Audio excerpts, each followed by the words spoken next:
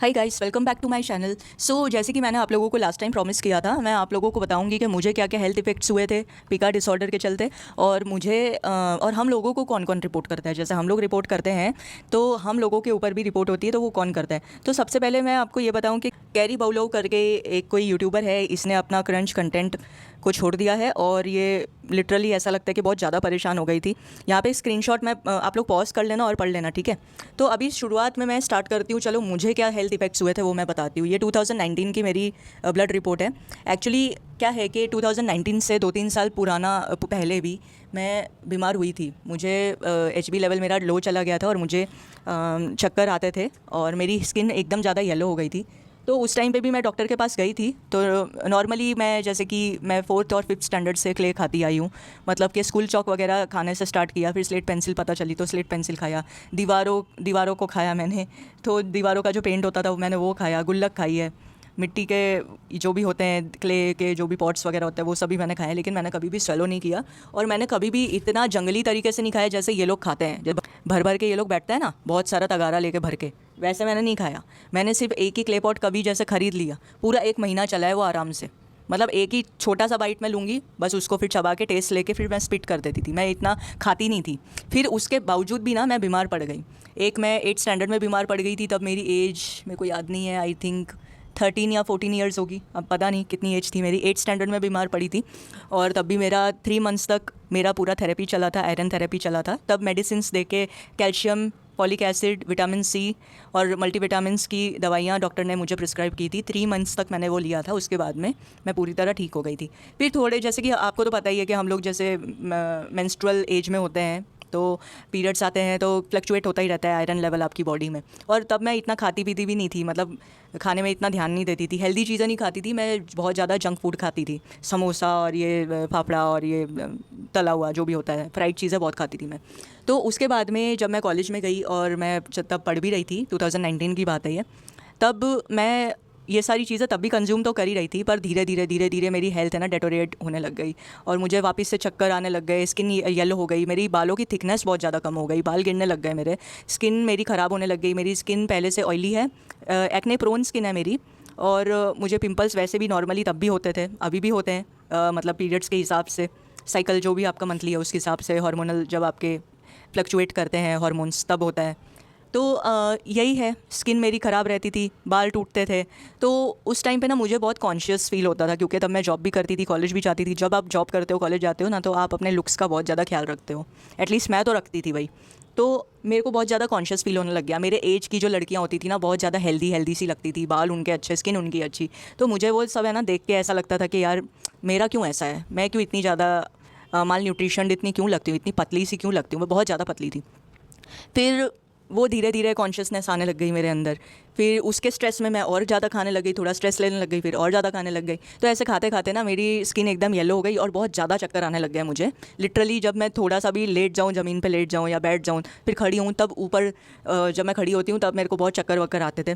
तो फिर डॉक्टर को मैंने बताया, डॉक्टर ने मेरे को ब्लड टेस्ट बोला। फिर ब्लड टेस्ट जब मैंने कराया तो 6.6 जितना मेरा HB लेवल निकला। और उसके अलावा PVC, RBC, MCV, MCH और ये सारे ब्लड के अदर कंपोनेंट्स हैं, ये सारी चीज़ें भी मेरी नॉर्मल रेंज से थोड़ी कम ही निकली।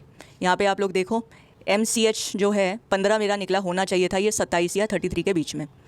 80 to 86 होना चाहिए। MCV मेरा था 59.7। तो ये ना आप पॉज करके, स्क्रीन पॉज करके खुद ही देख लेना। और यहाँ पे नीचे एक एरर शो हो रहा था, microcytosis, hypochromia, anisocytosis, mild thrombocytosis, likely to be reactive. तो ये तभी शो होता है जब आपके लेवल्स बहुत ज़्यादा कम हो, रिक्वायर्ड जितना होता है उससे कम हो। तो ये सारी चीज़ें मुझे थी।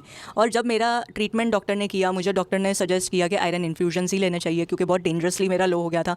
और एक एक सिंगल ब्लड टेस्ट कराती थी ना, तो 2-2 ग्राम और भी कम हो जा रहा था मेरा, मिलीग्राम, मतलब 2 मिलीग्राम ऐसे कम हो के ज़्यादा ही कम हो रहा था। लास्ट टू लास्ट 6.4 चला गया था मेरा।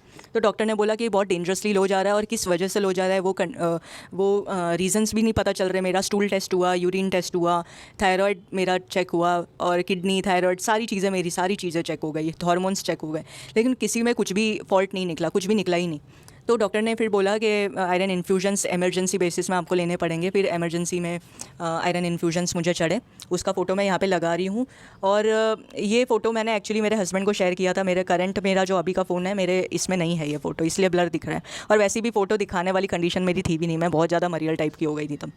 तो बहुत ज़्यादा स्ट्रेस में चली गई थी जब डॉक्टर ने बोला डेंजरसली आपका एचबी लेवल लो हो गया है, आपको तो एचबी आयरन चढ़ाना ही पड़ेगा। तो मैं बहुत ज़्यादा, फर्स्ट टाइम मैंने सुना था आयरन इन्फ्यूजन क्या होता है। मेरे को लगा कि ब्लड चढ़ेगा, तो मैं तो ब्लड चढ़ाने के नाम से भी बहुत ज़्यादा डरती थी। तो फिर चढ़ा मुझे।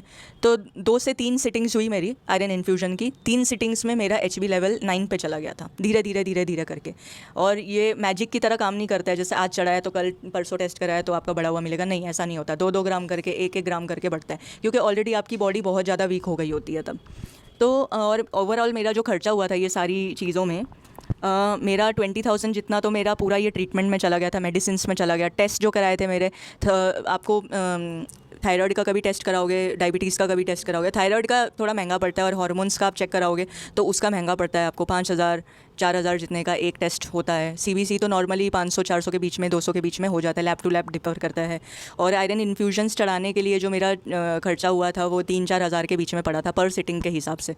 तो आप काउंट कर लो कितना खर्चा हुआ था मेरा। और प्लस मैं स्किन के डॉक्टर से भी ट्रीटमेंट ले रही थी, बालों के लिए भी ट्रीटमेंट ले रही थी, तो वो मेरा हर एक हिसाब से 5-5 हज़ार, तो 30,000-40,000 तो मेरे ऐसे ही चले गए। प्लस जो फ्रूट्स मैंने ख़रीदे थे, हाई लेवल के फ्रूट्स ख़रीदे थे मैंने, बहुत तरह तरह के फ्रूट्स, ड्रैगन फ्रूट और प्लम, कीवी, एप्पल, अनार। और तब तो सीज़न भी नहीं होता था, तब भी मेरे पापा ना ढूंढ ढूंढ के लाते थे, कहीं कहीं से फ्रूट्स लाते थे। और सारी फ्रूट्स को हम लोग ब्लेंडर में डालते थे, फिर कीवी वगैरह सारी चीज़ें, ग्रीन लीफी वेजिटेबल्स मम्मी खाने में बताती थी मेरे लिए। 2 टाइम का मेरा जूस होता था, उसका खर्चा अलग होता था।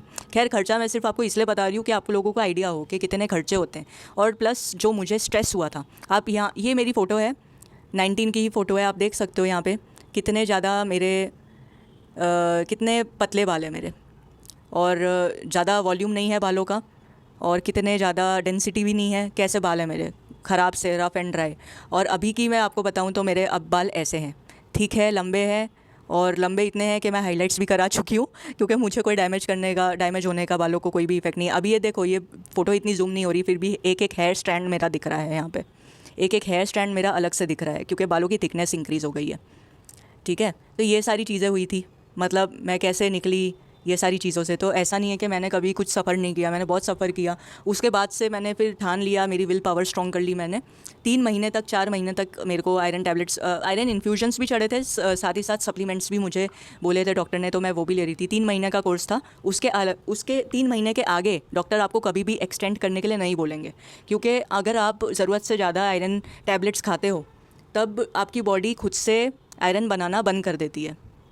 ठीक है, आपके बोन मैरो में जो भी ब्लड है वो बनता है, तो वो फिर बंद हो जाता है, वो ठीक से खुद से डेवलप नहीं होता है। इस वजह से एक थेरेपी होती है जो डॉक्टर आपको प्रिस्क्राइब करते हैं। डॉक्टर के सलाह के बिना आपको कोई भी चीज़ें नहीं खानी चाहिए, मतलब मेडिसिन नहीं लेनी चाहिए। और हर्बल दवाई अगर कोई ले रहा है तो वो बिल्कुल भी नहीं लेना चाहिए। बहुत सारी हर्बल दवाइयाँ किडनी को और लीवर को डैमेज करती है। और ये लोग फिर ऐसे कहते हैं कि हम लोगों को मतलब हमारे पास और कोई काम नहीं है, और हम लोग फ्री फंड में रिपोर्ट कर रहे हैं और हमारे लाइफ में और कुछ करने के लिए नहीं है। तो ये दो चैनल्स ऐसे हैं, एक क्रंच एडिट 1, दूसरा पिका कम्युनिटी हब करके एक चैनल है, ये हम लोगों को पीछे पड़ा है। और ASMR पाउडर टू टेस्ट नाम का एक चैनल है, ये 6 महीने पहले का एक कमेंट है ये। तो इसके ऊपर मेरा नेक्स्ट रिप्लाई आएगा, तो मेरी नेक्स्ट वीडियो में कंटिन्यू करती हूँ इन लोगों को रिप्लाई देना मैं। चलिए, टेक केयर, बाय, मिलते हैं नेक्स्ट वीडियो में।